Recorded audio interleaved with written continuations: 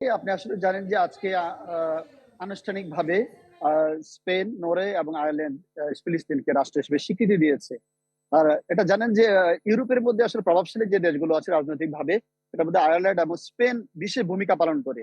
আজকের এই স্বীকৃতির মধ্য দিয়ে কিন্তু একটি নতুন দ্বার উন্মোচন হলো বলে বিশ্ব নেতারা মনে করছেন। এবং সেক্ষেত্রে কিন্তু আহ, যেটা বলবো যে স্পেনের যিনি প্রধানমন্ত্রী পেদ্রো সানচেজ যেটা বলেছেন যে আসলে এই দীর্ঘদিনের পরিকল্পনারই একটি প্রতিফলন হচ্ছে এই স্বীকৃতি। এবং এই স্বীকৃতির মধ্য দিয়ে আহ একটি নতুন রাষ্ট্র প্রতিষ্ঠার আরেক ধাপ এগিয়ে গেল ফিলিস্তিন, এটাই মনে করছে। এবং আপনি জানেন যে নরওয়ে এবং আয়ারল্যান্ড দ্রুতই তাদের রাষ্ট্রদূত নিয়োগ করবেন আহ, ফিলিস্তিনে। এবং এর মধ্য দিয়ে কিন্তু ইউরোপের রাজনৈতিক মেরুকরণ কিন্তু নতুন ভাবে শুরু হচ্ছে বলে এখানে রাজনৈতিক নেতারা মনে করছেন। জি, মিস্টার তৌফিক এবং পাশাপাশি জি, জি, সরকারের যে সিদ্ধান্ত, এই সিদ্ধান্তটাকে স্প্যানিশরা কিভাবে দেখছেন?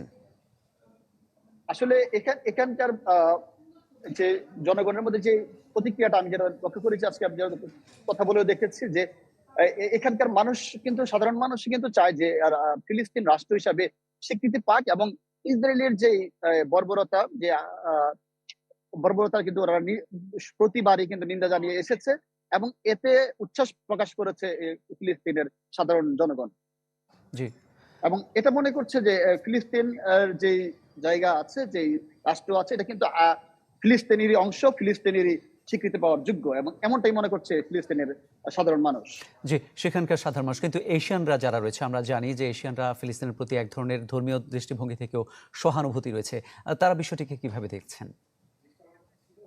আসলে আপনারা জানেন যে এখানে এশিয়ানদের মধ্যে বাংলাদেশি যে কমিউনিটি আছে, তারা কিন্তু এরা আগেও ইসরায়েলের বিরুদ্ধে আন্দোলন করেছে। এবং আপনি জানেন যে ইয়েকে রাষ্ট্র হিসেবে স্বীকৃতি দেওয়ার জন্য, ফিলিস্তিনকে রাষ্ট্র হিসেবে স্বীকৃতি দেওয়ার জন্য কিন্তু বাঙালি কমিউনিটি, মুসলিম কমিউনিটি আমরা যেটা বলবো আসলে, কমিউনিটি কিন্তু সে আন্দোলন করেছিল। এবং এরপরে কিন্তু আজকে আমি কিছু মানুষকে আমি কিন্তু দেখেছি যারা মিষ্টি সহ বিতরণ করেছে আজকে এই আহ, ফিলিস্তিনকে রাষ্ট্র হিসেবে স্বীকৃতি দেওয়ার পরপরই জি, কিন্তু অনেক ধন্যবাদ বিভিন্ন আপনাকে। আপনার তথ্য আমরা পেয়েছি।